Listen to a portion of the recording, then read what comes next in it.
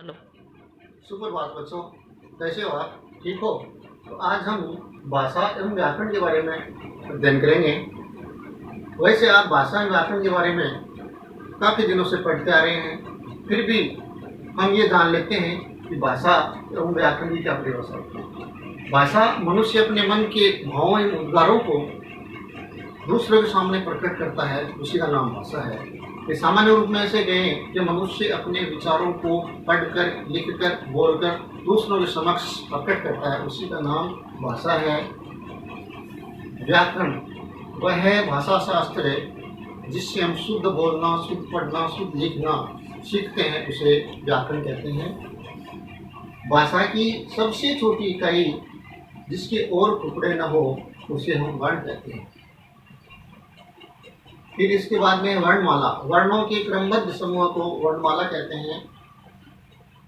हम ऐसे बोले कि हिंदी वर्णमाला में कुल कितने स्वर और व्यंजन होते हैं, तो हिंदी वर्णमाला में 11 स्वर और 33 व्यंजन होते हैं, दोनों 44 होते हैं। ऐसे पूछ लिया जाए कि हिंदी वर्णमाला में कुल कितने वर्ण होते हैं, तो ऐसे बताएंगे कि हिंदी वर्णमाला में 52 वर्ण होते हैं, 11 स्वर, 33 व्यंजन, 3 अयोगवाद, ध्वनियाँ, अनुस्वार, उपसर्ग और अनुनासिक, 4 संयुक्ताक्षर क्षय, त्रय, ये, श्रय, ढ और ढ, उनको उत्सित या ताड़नजात व्यंजन, इस प्रकार से 52 वर्ण होते हैं।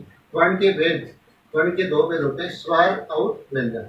स्वर 11 होते हैं, ए, आ, ई, ऊ, री, ए, ऐ, ओ, औ।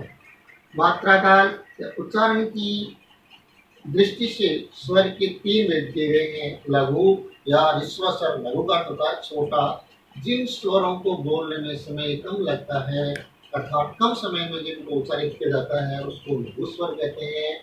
दीर्घ, दीर्घ का अर्थ होता है बड़ा, गुरु, जिनको बोलने में लघु स्वरों की अपेक्षा समय अधिक लगता है उसे दीर्घ स्वर कहते हैं। फिर है प्लुत स्वर, इनमें दोनों की अपेक्षा तीगुना समय लगता है, इनका प्रयोग हिंदी भाषा में नहीं किया जाता है।